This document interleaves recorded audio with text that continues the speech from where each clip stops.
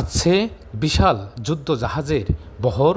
ইরানে এবারের হামলা হবে আগের চেয়েও বড়, ট্রাম্পের নতুন হুমকি।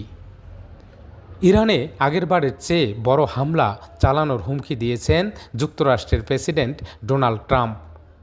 বুধবার সামাজিক যোগাযোগ মাধ্যম ট্রুথ সোশ্যালে ট্রাম্প জানান, ইরান যদি হামলা আটকাতে চায় তাহলে তাদের সঙ্গে চুক্তি করতে হবে এবং ইরান কোনো ধরনের পারমাণবিক অস্ত্র তৈরি করতে পারবে না। গত বছরের জুনে ইরানের পারমাণবিক স্থাপনা লক্ষ্য করে বিমান হামলা চালিয়েছিল যুক্তরাষ্ট্র। ওই সময় দখলদার ইসরায়েলের সঙ্গে যুদ্ধ চলছিল ইরানের। ওই হামলার চেয়ে বড় হামলা হবে হুমকি দিয়ে ট্রাম্প লিখেছেন, বিশাল এক যুদ্ধজাহাজের বহর ইরানের দিকে এগোচ্ছে। প্রচণ্ড শক্তি আর নির্দিষ্ট লক্ষ্য নিয়ে এটি বেশ দ্রুত গতিতে এগোচ্ছে। এর আগে ভেনেজুয়েলায় যে বাহিনী পাঠানো হয়েছিল, বিশাল রণতরী আব্রাহাম লিঙ্কনের নেতৃত্বে থাকা এই বহরটি তার চেয়েও বড়।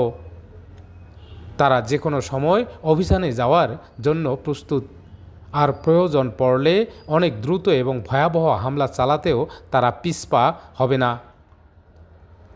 আমি আশা করছি ইরান দ্রুত আলোচনার টেবিলে আসবে এবং একটি সঠিক চুক্তিতে রাজি হবে। স্পষ্ট কথা হলো, কোনো পরমাণু অস্ত্র রাখা যাবে না। এই চুক্তি সবার জন্যই ভালো হবে। সময় কিন্তু শেষ হয়ে আসছে, হাতে একদমই সময় নেই।